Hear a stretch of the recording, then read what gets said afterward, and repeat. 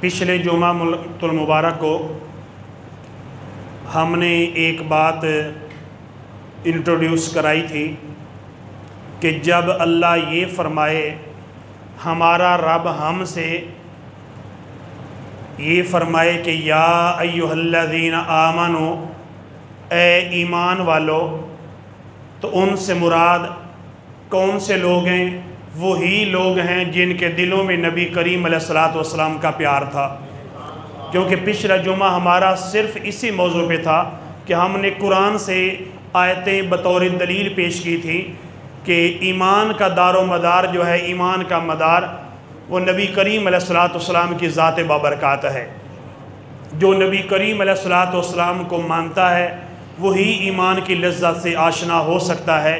جو نبی کریم علیہ السلام کو نہیں مانتا وہ کبھی بھی ایمان کی مٹھاس کو نہیں پا سکتا۔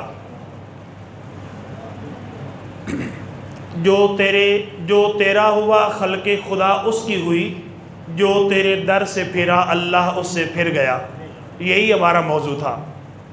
تو آج وہ جو ایمان والوں کے لیے اللہ کریم نے احکامات بیان فرمائے ہیں، اس پر باقاعدہ علماء نے کتابیں بھی لکھی۔ ایک کتاب ہے، اس کا نام ہی یہی ہے، یا ایھا الذین آمنو، 2 جلدوں پر ہے۔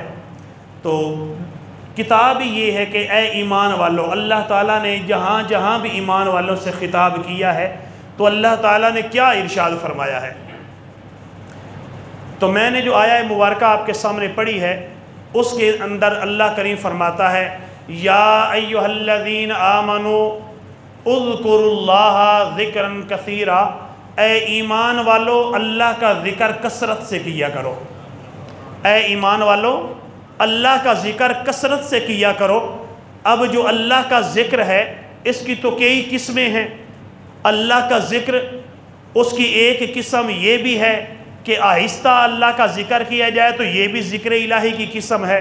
بلند آواز سے ذکر کیا جائے تو یہ بھی اللہ کا ایک ذکر ہے۔ اگر تم زبان سے اللہ کا ذکر کرو تو یہ بھی اللہ کا ذکر ہے۔ تم اپنے ہاتھ، پاؤں، دل، زبان، اشاروں کے ذریعے اللہ کا ذکر کرنا چاہو تو یہ بھی اللہ کا ذکر ہے۔ تم دل کے ذریعے اللہ کا ذکر کرنا چاہو تو یہ بھی ذکر بالقلب، یہ بھی اللہ کا ذکر ہے۔ تو اللہ کے ذکر کی بہت ساری اقسام ہیں، جس کو ہم نے اپنی کتاب میں ایک دفعہ شاید آپ کو یاد ہو کہ 2 سال پہلے ہم نے اپنی کتاب کا یہاں پر تعارف بھی کروایا تھا۔ وہ خصوصاً اسی حوالے سے تھی، ذکر الہی کے حوالے سے۔ اور بڑے بڑے علماء ہیں الحمدللہ جن کی طرف سے ہمیں اس کتاب کی وجہ سے داد ملی ہے، کیونکہ صرف ایک اسپیسیفک ٹاپک ہے، ایک خاص ٹاپک ہے، اور اس پر ہم نے تقریباً 600 صفحے کی کتاب لکھی، صرف اللہ کے ذکر پر، ذکر الہی پر 600 صفحات پر کتاب ہے وہ۔ تو اس کے اندر ہم نے اللہ کے ذکر کی جو تقسیمیں کی تھی وہ 6 تقسیمیں بیان کی ہیں۔ تو ان 6 تقسیموں کے اعتبار سے تقریباً 14 قسمیں بنتی ہیں جو اللہ کے ذکر کی قسمیں ہیں۔ 14 قسم کا اللہ کا ذکر ہوتا ہے۔ تو اب اگر آپ کسی بھی قسم کا اللہ کا ذکر کر لیں گے تو آپ اللہ کا ذکر کر رہے ہیں۔ اور اللہ کا ذکر کرنا ہے، اس کی قرآن اور حدیث کے اندر بہت زیادہ اہمیت اور فضیلت کو بیان کیا گیا ہے۔ جس طرح کہ ایک آیت میں نے آپ کے سامنے پڑھی ہے کہ اللہ کریم فرماتا ہے کہ اے ایمان والو کثرت کے ساتھ اللہ کا ذکر کیا کرو، بہت زیادہ اللہ کا ذکر کیا کرو، ہر وقت اللہ کا ذکر کیا کرو۔ یہاں تک کہ حدیث پاک میں یہ بھی فرمایا گیا کہ جو کثرت کے ساتھ اللہ کا ذکر کرنے والے مرد ہوں یا کثرت کے ساتھ اللہ کا ذکر کرنے والی عورتیں ہیں، یہ قیامت کے دن اللہ کی بارگاہ میں جب جائیں گے تو وہاں سے ان کو بغیر حساب کتاب جنت میں جانے کا پروانہ ملے گا۔ جو کثرت کے ساتھ اللہ کا ذکر کرنے والے ہیں ان کو جنت کا مجدہ یہاں فضا سنایا جائے گا، ان کو اللہ کی طرف سے نعمت اور بشارتوں کے مجدے سنائے جائیں گے جو کثرت کے ساتھ اللہ کا ذکر کرنے والے ہیں۔ اور باقاعدہ صحابہ کرام سے جو تفسیرات مروی ہیں ان کے اندر یہ بھی ہے کہ اگر کوئی بندہ رات کو جب سو جائے اس کے بعد اپنی بیوی کو اگر وہ اٹھاتا ہے اور میاں بیوی دونوں مل کر 4 رکعت اگر وہ نفل ادا کر لیتے ہیں تو اللہ کریم ان دونوں کو، شوہر اور بیوی دونوں کو اللہ کریم کثرت سے ذکر کرنے والے مردوں اور عورتوں میں شامل فرما دیتا ہے۔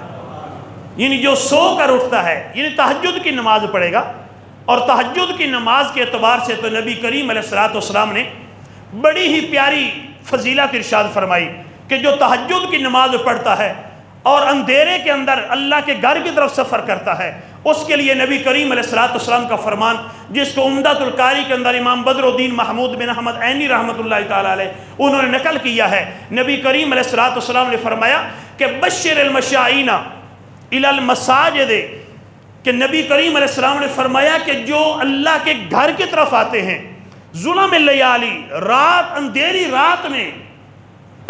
رات میں جو اللہ کے گھر کی طرف آتے ہیں، تو فرمایا کہ ان کو تم اللہ کی طرف سے جنت کی خوشخبری سنا دو، ان کو تم بشارت سنا دو کہ جو رات کے اندھیرے میں اللہ کے گھر کی طرف سفر کر کے آتے ہیں۔ تو میرے بھائیوں، میں نے ایک پچھلے جمعے بھی شاید حدیث پاک سنائی ہو کہ حدیث پاک میں نبی کریم علیہ السلام نے فرمایا کہ جس بندے کے دن کا آغاز بھی اچھے کام سے ہو اور اس بندے کے دن کا جو اختتام ہے وہ بھی اچھے کام پر ہو، تو اب ان دو اچھے کاموں کے درمیان اس کے جتنے صغیرہ گناہ ہوتے ہیں اللہ کریم فرمائے گا کہ میرے بندے کے گناہوں کو مٹا دو۔ جس بندے کے دن کی ابتدا بھی نیکی سے ہوتی ہے اور انتہا بھی نیکی پہ ہے، جب اٹھتا ہے تو اس وقت بھی اللہ کا ذکر کر کے اٹھتا ہے، اور جب وہ سونے لگتا ہے تو پھر بھی اللہ کا ذکر کر کے سوتا ہے۔ اب درمیان میں اگر اس سے جتنے بھی بھول چوک سے جتنے بھی صغیرہ گناہ ہو جاتے ہیں تو اللہ کریم ان نیکیوں کی برکت سے اس کے صغیرہ گناہوں کو مٹا دیتا ہے۔ کبیرہ گناہ تو توبہ سے مٹے گے، یا پھر مسلمان کے جنازے میں جو 40 قدم چلتے ہیں تو 40 کبیرہ گناہ مٹا دیے جاتے ہیں۔ صغیرہ گناہ جو ہیں وہ نیکیاں کرنے کی وجہ سے بندے کے صغیرہ گناہ مٹا دیے جاتے ہیں۔ اگر بندہ صبح اٹھے اور جیسے بندہ اٹھے اسی وقت بندہ سب سے پہلے اٹھ کر جیسے بسترے سے بھی اٹھنا چاہتا ہے تو نبی کریم صلی اللہ علیہ وسلم کی سنت پہ بندہ عمل کرے اور آنکھوں کو بندہ یوں ملے۔ نبی کریم علیہ السلام کی پیاری سنت ہے کہ جب آپ سو کر اٹھیں تو اس وقت آپ اپنی آنکھوں کو ملیں۔ جب آپ اپنی آنکھوں کو ملیں گے اور ملتے ملتے پھر آپ کیا پڑھیں گے؟ الحمدللہ الذی احیانا بعد ما اماتنا والیہ النشور، کہ تمام تعریفیں اس رب کے لیے کہ جس نے ہمیں موت کے بعد دوبارہ پھر زندگی دی ہے۔ ہم اسی اللہ کی طرف تو لوٹ کے جانے والے ہیں، کیونکہ ایک اور حدیث کے اندر نیند کو چھوٹی موت اصغر ہی تو فرمایا گیا ہے کہ بندہ جب سو جاتا ہے، سونے کے بعد جب بندہ دوبارہ اٹھتا ہے تو اب گویا کہ وہ موت سے زندگی کی طرف آیا ہے، اس لیے اللہ کا شکر ادا کر رہا ہے۔ الحمدللہ، یا اللہ تیرا شکر ہے کہ تو نے مجھے موت کے بعد پھر ایک زندگی عطا فرمائی ہے اور میں تیری طرف ہی لوٹ کے آؤں گا۔ اب بندہ جب صبح اٹھے گا یہ اللہ کا ذکر کر کے، اللہ کا شکر ادا کر کے اپنے دن کا جب وہ آغاز کرتا ہے نیکی سے کرتا ہے، اب سارا دن گزارتا ہے اور جب وہ سونے لگتا ہے اس وقت پھر وہ اللہ کا ذکر کرتا ہے۔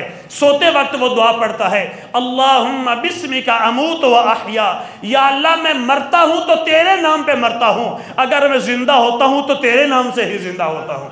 اللہ کا ذکر کرتے کرتے مرے گا۔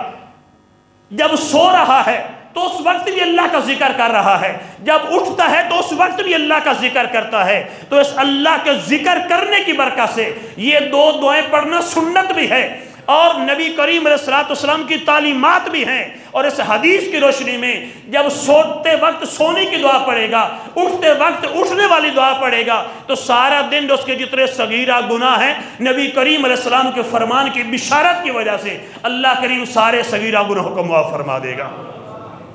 تو یہ ذکر الہی کی ایک برکت ہے جو میں نے حدیث کی روشنی میں آپ کے سامنے عرض کی ہے۔ تو اللہ کریم فرماتا ہے یا ایھا الذین آمنو، اے ایمان والو، اذکروا اللہ ذکرا کثیرا، اے ایمان والو کثرت کے ساتھ اللہ کا ذکر کیا کرو، کثرت کے ساتھ اللہ کا ذکر کیا کرو۔ تو میرے بھائیو، ایک بڑی ہی پیاری حدیث پاک، اب یہ جو ہے نا جب ہم کہتے ہیں کہ یا کوئی بھی خطیب کہے کہ آپ کو ایک سرکار کا بڑا پیارا فرمان سناؤں، سرکار کے سارے فرمان ہی پیارے ہوتے ہیں، سرکار کے سارے فرمان ہی پیارے ہیں، لیکن جب یہ پیارا اور یہ لفظ آتا ہے نا تو یہ جو لفظ ہوتا ہے نا پیارا، جب اس کی نسبت سرکار کی طرف ہوتی ہے نا تو پیارے میں لذت آتی ہے۔ ہمارے پیارا یا اچھا کہنے سے سرکار کا فرمان نہیں اچھا ہوتا، بلکہ سرکار کا فرمان سنانے سے ہمارے الفاظ میں چاشنی آتی ہے، سرکار کا فرمان سنانے سے ہماری گفتار میں، ہمارے کردار میں، ہمارے کلام میں، ہماری تقریر میں، ہماری گفتگو میں نورانیت آتی ہے۔ اسی لیے تو صحابی رسول حضرت سیدنا حسان بن ثابت رضی اللہ تعالیٰ عنہ آپ جو فرماتے ہیں ما مدحت محمدا من مقالتی ولیکن مدحت مقالتی بمحمدی، فرماتے ہیں کہ میں جو سرکار کی شان میں، اپنے محبوب کی شان میں جو شعر کہتا ہوں، میں اپنے شعروں کے ذریعے سرکار کی تعریف نہیں کرتا، میں اپنے شعر جو کہتا ہوں، میں جو نعتیں پڑھتا ہوں، میں نعتیں پڑھ کے شعر کہہ کے میں سرکار کی تعریف نہیں کر رہا ہوتا، بلکہ میرے شعروں میں جب سرکار کا نام آتا ہے میرے شعروں کی شان بڑھ جاتی ہے۔ نعرہ تکبیر، نعرہ رسالت، نعرہ رسالت۔ اس سے تو میرے شعروں کی شان بڑھ جاتی ہے کہ جب میرے کلام میں نبی کریم علیہ السلام کا ذکر خیر آتا ہے تو جو میرا کلام ہوتا ہے اس کے اندر لذت آ جاتی ہے، وہ مقبول عام ہوتا ہے، اس کو پھر اللہ کریم کی طرف سے ایک دوام ملتا ہے۔ تو میرے بھائیوں، اب نبی کریم علیہ السلام کا ایک پیارا فرمان، ایک دیہاتی شخص نبی کریم علیہ السلام کی خدمت میں حاضر ہوتا ہے اور آ کے عرض کیا کرتا ہے کہ حضور ایک سوال پوچھنا چاہتا ہوں، یہ بتائی ای الناس خیر، یا رسول اللہ صلی اللہ علیہ وسلم یہ ارشاد فرمائیے کہ لوگوں میں سے سب سے زیادہ افضل بندہ کون ہے، لوگوں میں سب سے بہتر شخص کون ہے؟ اب کہتے ہیں نا کہ فلاں بڑا اچھا بندہ ہے، فلاں بڑا اچھا بندہ ہے۔ اب حدیث کی روشنی میں جج کیجئے کہ جس کو سرکار فرمائے کہ یہ بڑا اچھا ہے، اب وہ کون سا بندہ ہے؟ اب دیہاتی نے سوال کیا ہے لیکن قیامت تک کے سوالات کے جوابات سرکار نے عطا فرمائے ہیں۔ دیہاتی کہتا ہے کہ ای الناس خیر، اے میرے محبوب یہ ارشاد فرمائیے کہ سارے لوگوں میں سے سب سے بہتر کون سا انسان ہوتا ہے؟ تو نبی کریم علیہ السلام نے فرمایا طوبیٰ لمن طال عمرہ وحسن عملہ، فرمایا خوشخبری اسی بندے کے لیے ہے کہ جس کی زندگی لمبی ہو اور اس کے عمل بھی اچھے ہوں۔ گویا کہ سرکار یہی فرما رہے ہیں کہ اللہ کی بارگاہ میں یا لوگوں میں سے سب سے اچھا بندہ وہی ہوتا ہے کہ جس کی زندگی بہت زیادہ ہوتی ہے لیکن وہ زندگی خرافات کے اندر نہیں گزارتا، وہ لغویات کے اندر نہیں گزارتا، وہ کھیل کود کے اندر نہیں گزارتا، وہ بے حیائی کے مناظر نیٹ پر دیکھنے میں نہیں گزارتا۔ زندگی لمبی اس کو ملتی تو ضرور ہے لیکن وہ اللہ کی بارگاہ میں سجدے کرتے کرتے، اللہ کے قرآن کی تلاوت کرتے ہوئے، نبی کریم علیہ السلام کا ذکر کرتے ہوئے وہ ساری زندگی نیکیوں میں گزارتا ہے۔ فرمایا طوبیٰ لمن طال عمرہ، فرمایا خوشخبری اور بشارت اس بندے کے لیے ہے جس کی زندگی اللہ لمبی کر دے، وحسن عملہ، اور اس کو اللہ نیکیوں کو بھی توفیق عطا فرما دے۔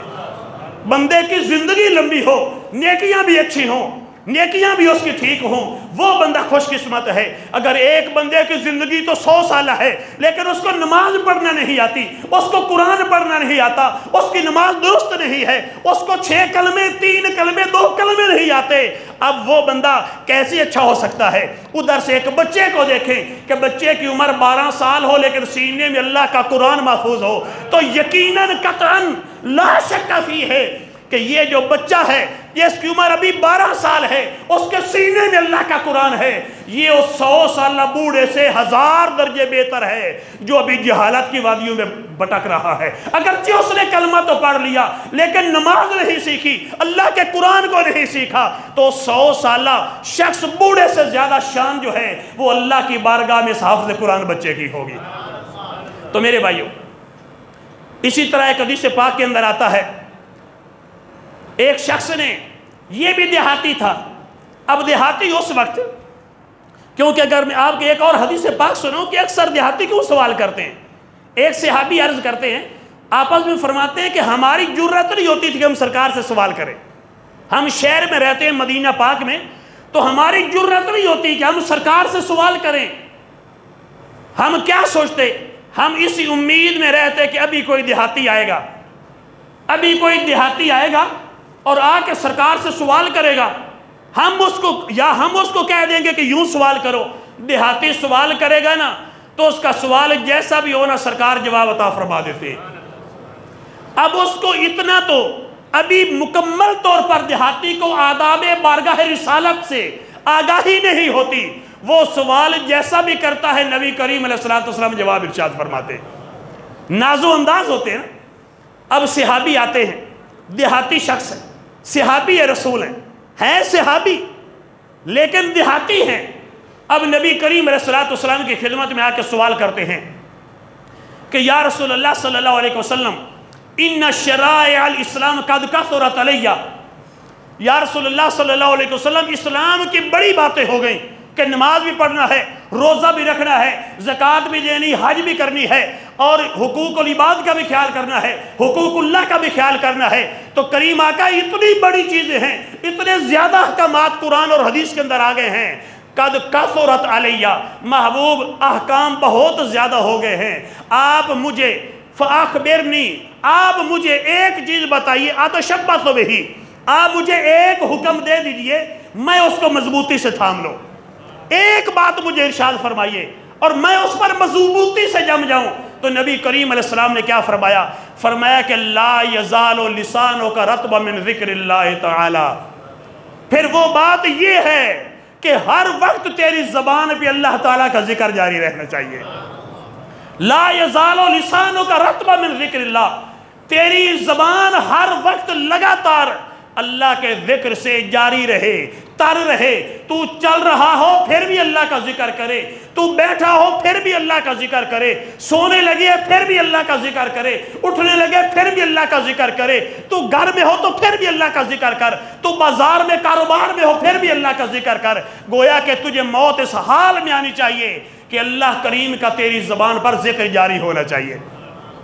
ایک اور حدیث پاک کے اندر نبی دو عالم صلی اللہ تعالی علیہ وسلم نے ارشاد فرمایا, صحابہ کرام سے ارشاد فرمایا نبی کریم علیہ السلام نے فرمایا کہ الا اخبرک بمن يدخل الجنۃ وهو يضحك. اے میرے صحابہ, کیا میں تمہیں ایسے بندے کے بارے میں نہ بتاؤں کہ جب وہ جنت میں جائے؟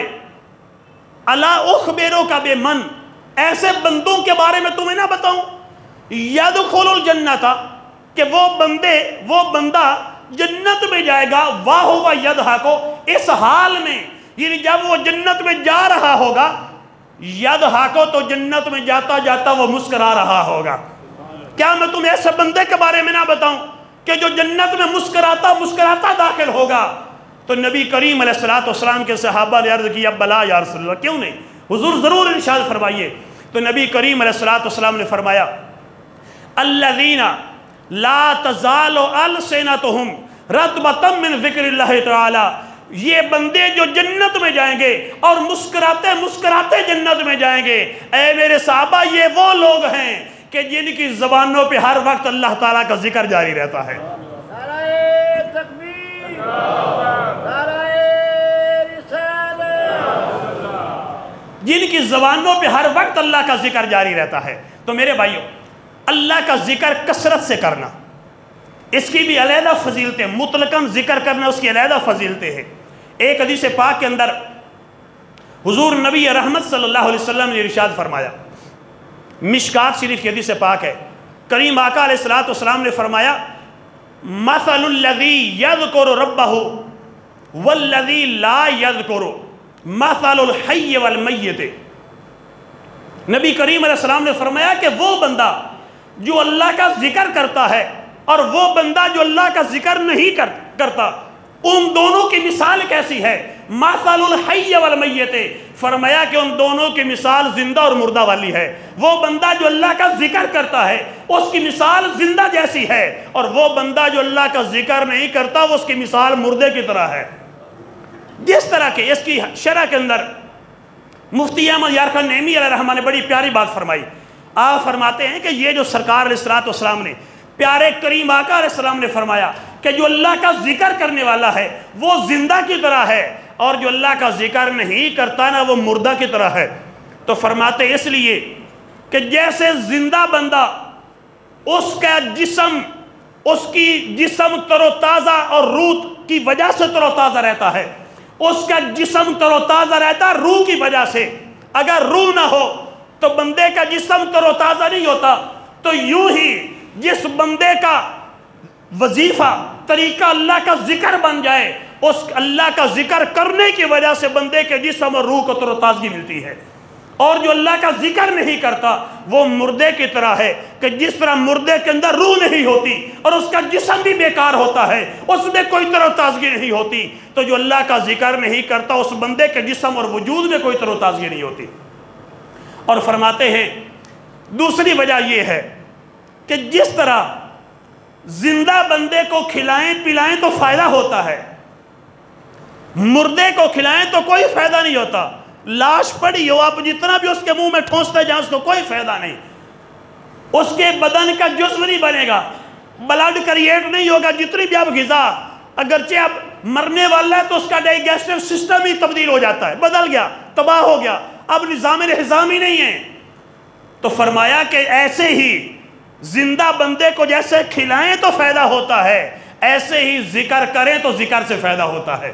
جیسے مردے کو کھلاتے رہیں تو کوئی فائدہ نہیں ہوتا، ایسے ہی وہ بندہ جو اللہ کا ذکر کرتا ہے جتنا کچھ بھی یہ اناج کھا رہا ہو نا اس کو فائدہ کوئی بھی نہیں ہو رہا ہوتا، کیونکہ وہ اللہ کا ذکر نہیں کر رہا ہوتا۔ تو میرے بھائیوں، اب ذکر کی تو کئی قسمیں تھی، میں نے پہلے عرض کیا، ان میں سے ایک قسم جو ذکر کی ہے وہ کیا ہے، جس کو اللہ نے قرآن کے اندر بھی بیان کیا ہے کہ اللہ کے نیک بندوں کا ذکر کیا جائے، نیک بندوں کی تعریف کی جائے، یہ بھی اللہ کا ذکر ہے۔ نیک بندوں کی تعریف کرنا، نیک بندوں کی شان کو بیان کرنا، یہ اللہ کا ذکر ہے۔ اور جو اللہ کے دشمن ہوں، اللہ کے دشمن، ان کا ذکر بھی کرنا نفرت سے، اللہ کے دشمنوں کے خلاف بولنا، یہ اللہ کا ذکر ہے، اس کو قرآن کے اندر بیان کیا گیا ہے۔ اب یہ بھی اللہ کا ذکر ہے۔ اللہ کے جو نیک بندے ہیں ان کا ذکر کیا جائے، محبت سے ذکر کیا جائے، تو یہ بھی اللہ کا ذکر ہے۔ اور جو اللہ کے دشمن ہیں ان کا ذکر نفرت سے کیا جائے تو یہ بھی اللہ کا ذکر ہے۔ اعلیٰ حضرت علیہ الرحمٰن نے کیا فرمایا، ذکر ان کا چھیڑیے ہر بات میں رضا، کہ جو بھی تیری بات ہو ہر بات میں اپنے نبی کی بات کیا کرو۔ ذکر ان کا چھیڑیے ہر بات میں رضا، چھیڑنا شیطان کو اپنی عادت کیجیے۔ جب آپ اللہ کے نبی کا ذکر کریں گے، اپنے نبی کی تعریف کریں گے تو آپ شیطان کو چھیڑ رہے ہیں، کیونکہ شیطان تو کبھی بھی نہیں چاہتا کہ یہ اپنے نبی کا ذکر کریں، اپنے نبی کی تعریفیں کریں۔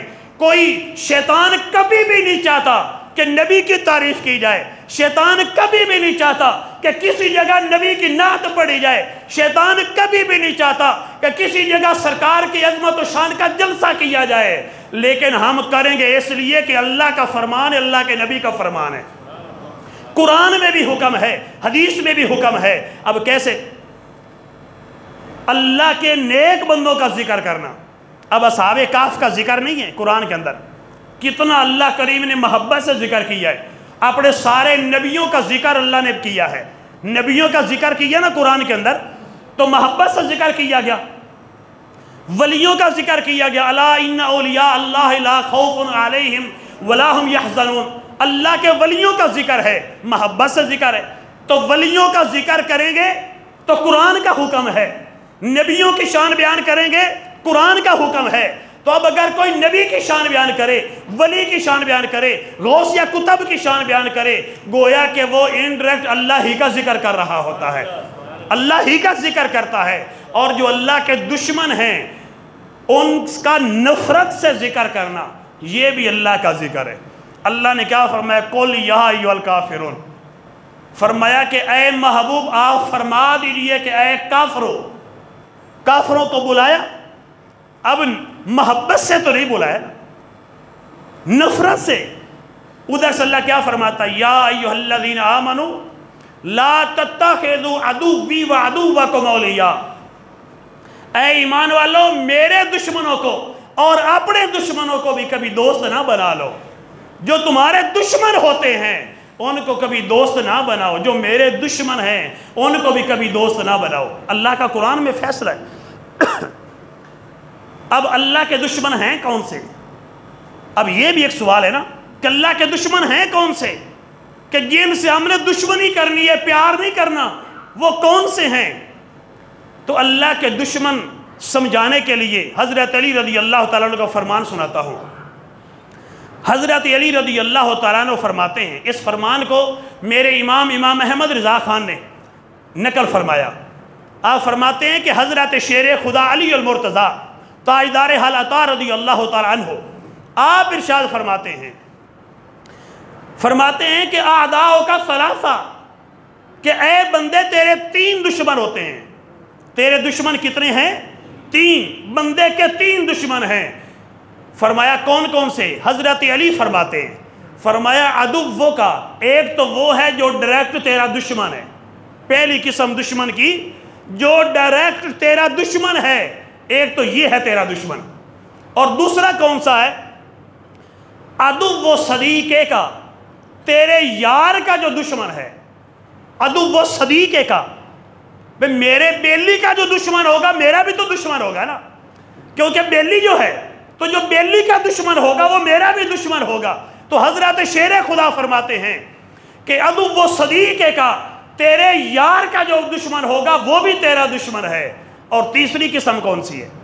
تیسری قسم فرمایا کہ صدیق و عدوے کا، جو تیرے یہ 2 قسم کے دشمن آئے نا، ایک ہے تیرا ڈائریکٹ دشمن اور ایک ہے تیرے سجن کا دشمن۔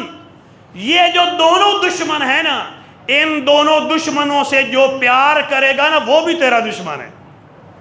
جو میرے دشمنوں سے پیار کرے، ایک تو میرا دشمن اور ایک جو میرے دشمن کا بیلی بن جائے وہ بھی تو دشمن ہے، اور ایک میرے یار کا جو دشمن ہے وہ بھی تو دشمن ہے، اور جو میرے یار کے دشمن کا بیلی بن جائے، یار کے دشمن کا بیلی ہو، وہ بھی تو میرا دشمن ہے۔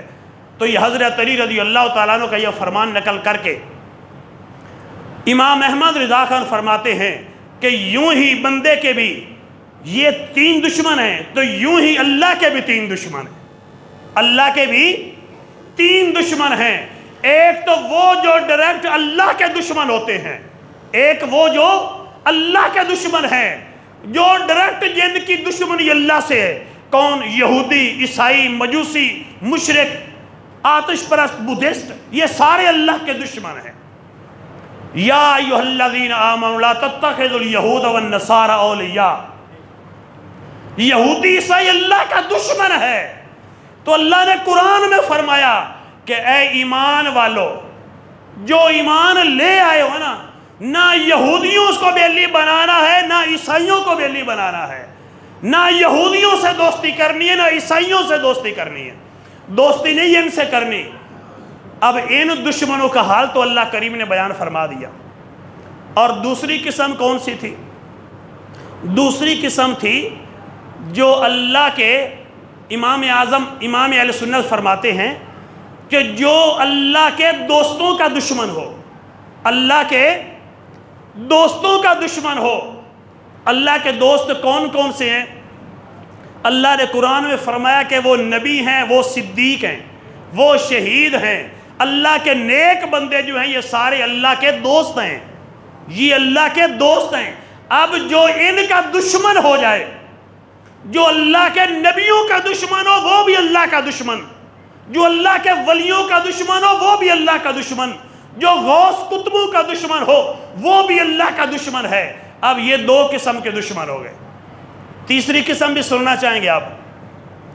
ذرا یہ بھی دل پہ ہاتھ رکھ لیجئے، وہ کون سے ہیں؟ اللہ کے دشمن تھے یہودی عیسائی، اور دوسرے اللہ کے دشمن کون سے تھے؟ جو ولیوں، غوثوں، قطبوں، نبیوں کے دشمن۔ کون ہے جو نبیوں کے آج کل دشمن ہوتے ہیں؟ ولیوں دے دشمن، صحابہ دے دشمن، اہل بیت دے دشمن۔ یہ جتنے دشمن ہیں یہ اللہ کے دشمن ہیں، یہ اللہ کے دشمن ہیں۔ تو اب تیسری قسم کون سی ہے؟ جو ان 2 قسم کے دشمنوں کا یار بن جائے گا نا وہ بھی اللہ کا دشمن ہے۔ یہودی جو اللہ کا دشمن ہے، عیسائی جو اللہ کا دشمن ہے، اب جو یہودی اور عیسائی کا دوست بن جائے گا وہ بھی اللہ کا دشمن ہوگا۔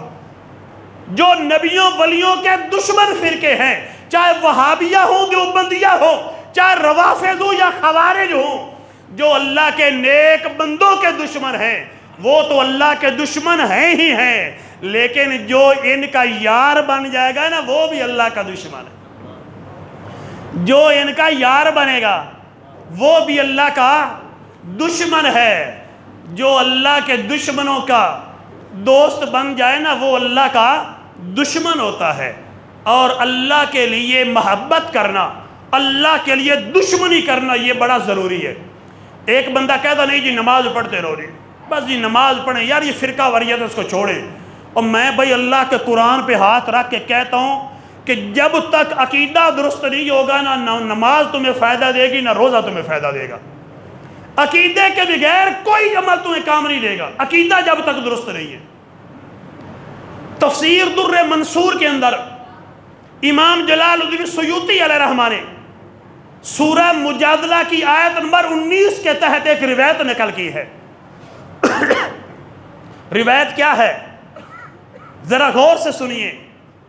ایک بندہ اللہ کی بارگاہ میں آئے گا قیامت کے دن، اللہ فرمائے گا تو نے کیا کیا؟ وہ کہے گا کہ یا اللہ فرض نمازوں کے علاوہ اتنی نفل نمازیں بھی پڑھی تھیں، فرض روزوں کے علاوہ رمضان کے روزوں کے علاوہ اتنے نفلی روزے بھی رکھے تھے، فرض حج کے علاوہ اتنے نفلی حج بھی کیے، زکوٰۃ کے علاوہ اتنا صدقہ خیرات بھی کرتا تھا۔ وہ ساری نیکیاں گنواتا جائے گا، ایٹ دا اینڈ کیا ہوگا؟ اللہ کریم فرمائے گا حل والیت لی ولیہ وعادیت لی عدوہ، ٹھیک ہے تو یہ ساری نیکیاں تو گنوا رہا ہے، کیا کبھی میرے ولیوں سے پیار کیا؟ کبھی وعادیت لی عدوہ، کبھی میرے دشمنوں سے دشمنی بھی کی؟ کبھی میرے یاراں نال یاری لائی جائے، کبھی دشمناں نال دشمنی کیتی گئے؟ اگر نہیں تو نمازیں روزے حج زکوٰۃ کوئی قبول نہیں ہوں گے۔ یہ بات امام محمد رضا خان علیہ رحمہ نے فتاوی رضویہ میں لکھ کے فرمایا کہ اس بندے کے نمازیں اس نے ذکر کی، نمازوں کی بات کی، روزے کی بات کی، حج زکوٰۃ کی بات کی، لیکن اللہ نے کیا فرمایا کہ کیا میرے پیاروں سے پیار کیا؟ کیا میرے دشمنوں سے دشمنی کی؟ تو امام محمد رضا خان علیہ رحمہ فرماتے ہیں کہ معلوم ہوا کہ نمازیں روزے حج زکوٰۃ یہ ساری چیزیں ایک طرف، اللہ کے ولیوں سے پیار کرنا، اللہ کے دشمنوں سے دشمنی کرنا یہ ایک طرف ہے۔ اگر کسی نے اللہ کے ولیوں سے پیار نہیں کیا، اللہ کے دشمنوں سے دشمنی نہیں کی، چاہے جتنا بڑا بھی عبادت گزار ہو کوئی قابل نہیں ہوگا، کوئی عمل قبول نہیں ہوگا، کسی عمل پہ کوئی اس کو جزا نہیں دی جائے گی۔ اب کوئی بندہ فار ایگزامپل آپ میں سے کھڑا ہو جائے، نہیں جی ہم نیکیاں کرتے ہیں ہمیں ثواب ملے گا، اور میرا بھائی لڑ کے کسی سے لینا ہے آپ نے، اور کسی سے لڑ کے لینا ہے؟ جس رب نے دینا ہے ثواب، جس رب نے جنت دینی ہے، جس رب نے تمہیں اپنا دیدار کرانا ہے، نعمتیں دینی ہے جس رب نے دینی ہے، جب وہ رب ہی یہ فیصلہ فرما چکا ہے کہ اگر میرے ولیوں سے پیار کرو گے تو عمل کا فائدہ ہوگا، میرے دشمنوں سے دشمنی کرو گے تو فائدہ ہوگا، اب تو ایسے دھکے سے جنت میں جانا چاہتا ہے، کیسے جائے گا بھائی؟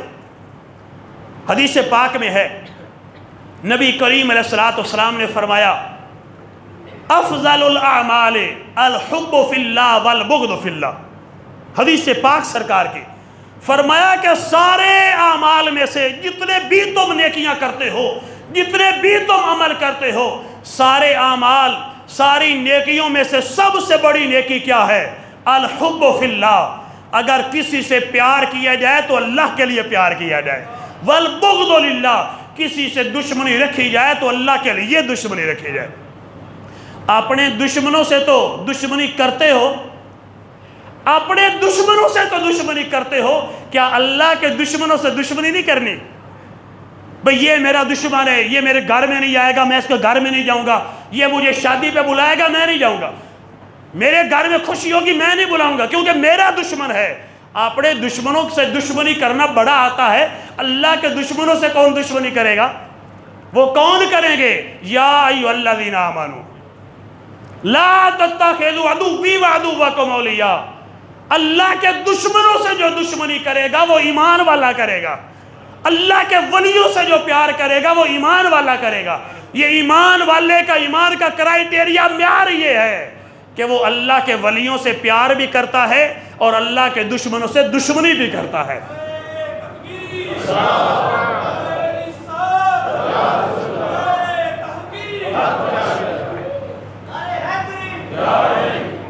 اب یہ بھی تو اللہ کا ذکر ہے۔ اب ذرا وہ جو آیت میں نے پڑھی تھی تقریر کے شروع میں کہ اللہ کریم نے فرمایا کہ یا ایھا الذین آمنوا اذکروا اللہ ذکرا کثیرا، اے ایمان والو کثرت کے ساتھ اللہ کا ذکر کیا کرو۔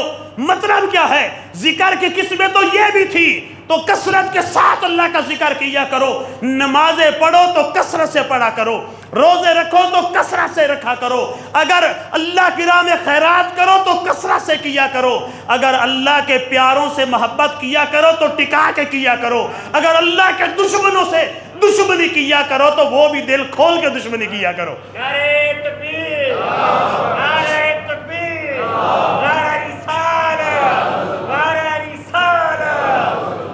اب یہ قرآن میرے ہاتھ میں، اب اس کی میں آپ کو ایک ایگزامپل سمجھاتا ہوں قرآن پاک سے، کیونکہ 3-4 جمعوں سے ہمارا ٹاپک جو ہے وہ قرآن پاک کی آیات سے ہی چل رہا ہے۔ اب یہ 22واں پارہ ہے۔ اس کے لیے پہلے ایک بات آپ کو سمجھا دوں کہ پورے قرآن میں امت محمدیہ صلی اللہ علیہ وسلم میں سے نبی کریم علیہ السلام، پورے قرآن میں نبی کریم علیہ السلام کی امت میں سے 2 شخصوں کا نام قرآن میں آیا ہے، 2 بندوں کا نام اللہ نے قرآن میں ذکر کیا ہے۔ ایک حضرت زید رضی اللہ تعالیٰ عنہ ہے، جو نبی کریم علیہ السلام کے منہ بولے بیٹے تھے، جو بکتے بکاتے آئے تھے۔ حضرت خدیجہ الکبریٰ رضی اللہ تعالیٰ عنہ، انہوں نے نبی کریم علیہ السلام کو شادی کے وقت تحفے میں دیے تھے، سرکار نے ان کو اپنا بیٹا بنا لیا تھا۔ پھر ان کے والد اور چچا لینے کے لیے آئے، سرکار نے فرمایا کہ اے زید اگر خوشی سے جانا چاہو تو چلے جاؤ۔ تو حضرت زید نے اپنے ابا جان، اپنے چچا جان سے فرمایا کہ ابا جان اللہ کی قسم اتنا پیار مجھے آپ سے نہیں ملا جتنا پیار مجھے مصطفیٰ کریم سے ملا ہے۔ میں آپ کو تو چھوڑ سکتا ہوں، آپ کے ساتھ نہیں جاؤں گا، لیکن میں کبھی اپنے محبوب کو نہیں چھوڑ سکتا۔ ایک تو حضرت زید کا ذکر اللہ نے قرآن میں فرمایا ہے۔ یہ 22واں پارہ ہے۔ اس کے اندر فلما قضا زید، حضرت زید کا نام اللہ نے قرآن میں ذکر فرمایا ہے، اور ایک اور بندے کا نام اللہ نے قرآن میں ذکر فرمایا ہے، اور وہ 30ویں پارے کی 3rd لاسٹ شاید سورت ہے، 4تھے نمبر والی۔ سورہ اخلاص سے پہلے سورہ تبت، یہ جو ہم پڑھتے ہیں نا، اس کا نام بھی اسی کے نام پہ ہے، سورہ لہب۔ ابو لہب کا ذکر قرآن میں ہے، تبت یدا ابی لہب و تب، ابو لہب کا ذکر اللہ نے قرآن میں کیا ہے۔ اور اگر کسی کے نالج میں ہو تو مجھے بتا سکتا ہے، 2 بندوں کا ذکر ہے قرآن کے اندر۔ ویسے تو حکم ایمان والوں کو کتنے ہیں؟ سارا قرآن ایمان والوں کے لیے نا، 500 احکامات کی آیتیں ہیں، وہ ساری ایمان والوں کے لیے ہیں۔ اب 2 بندوں کا ذکر اللہ نے قرآن میں کیا۔ پچھلے جمعے بھی میں نے آپ کو عرض کیا تھا کہ قرآن کا اسلوب چیک کیا کریں، خالی یہ نہیں کہ فلاں بھی قرآن پڑھتا ہے تو فلاں بھی پڑھتا ہے۔ پچھلے جمعے بھی ہم نے قرآن سمجھانے کی کوشش کی، آج بھی آپ کو قرآن سمجھانے کی کوشش کر رہے ہیں۔ وہاں پر 22ویں پارے میں اللہ نے حضرت زید کا ذکر کیا ہے۔ زید صحابی رسول ہیں، نبی کریم علیہ السلام کے منہ بولے بیٹے ہیں۔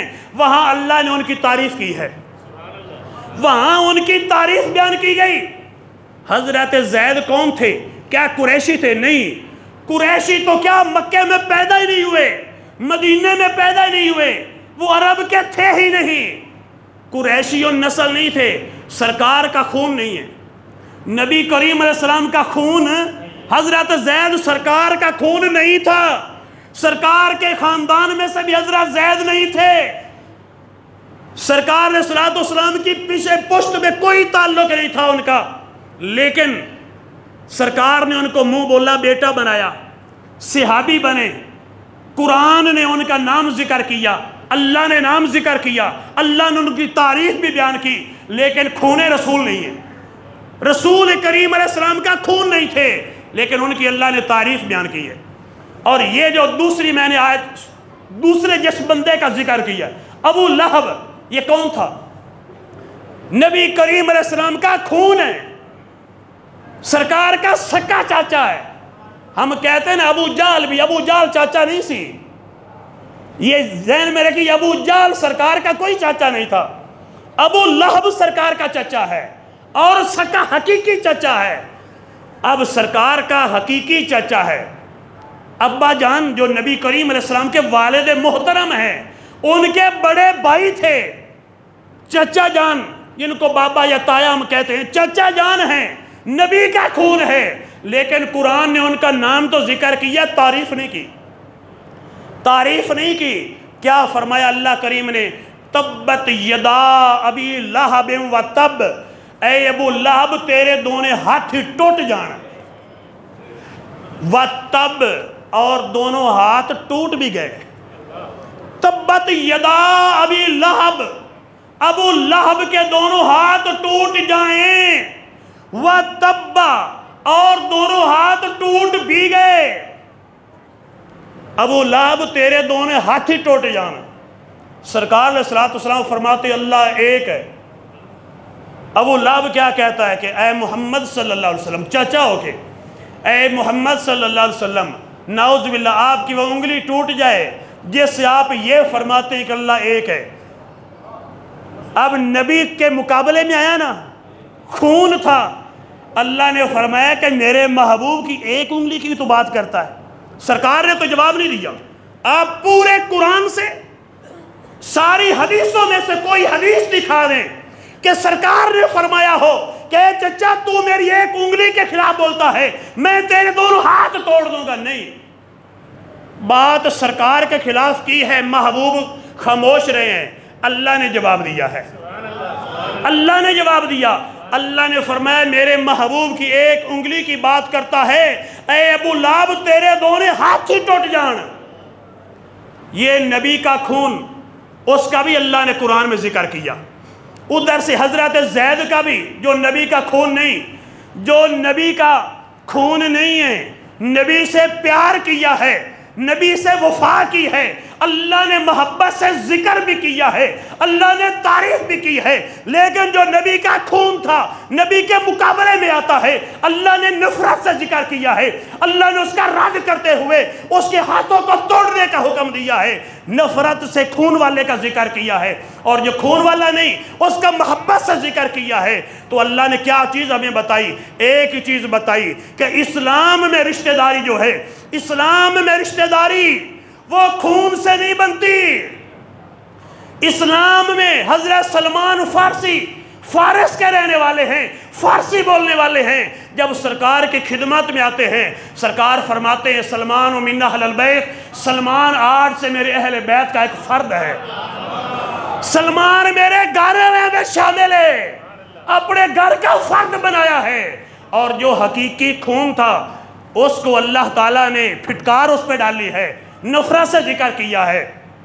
تو ایک ہی چیز اللہ نے بیان کی کہ اسلام میں رشتہ داری خون سے نہیں، نبی سے وفا سے بنتی ہے۔ اگرچہ کوئی حضرت بلال حبشی، حبشہ کے رہنے والے ہوں، بخاری کی حدیث کے مطابق جب صحابہ بیٹھے ہیں، حضرت بلال مسجد نبوی میں آتے ہیں، حضرت عمر کھڑے ہو کے کہتے ہیں اے صحابہ جا سیدنا بلال، صحابہ ساڈے سردار بلال آ گئے، جو نبی کے قبیلے سے بھی نہیں ہے، خون سے بھی نہیں ہے، لیکن حضرت عمر نے ایک فتویٰ لگا دیا کہ جو نبی سے محبت کرتا ہے، چاہے کسی قوم سے بھی ہو، کسی قبیلے سے بھی ہو، جب اس کی وفا نبی سے پکی ہے وہ ہمارا سردار ہے، لیکن جو نبی کا دشمن ہے اگرچہ نبی کا خون ہی کیوں نہ ہو، اس سے ہماری کبھی یاری ہو سکتی نہیں ہے۔ یہ اللہ کا قرآن ہے۔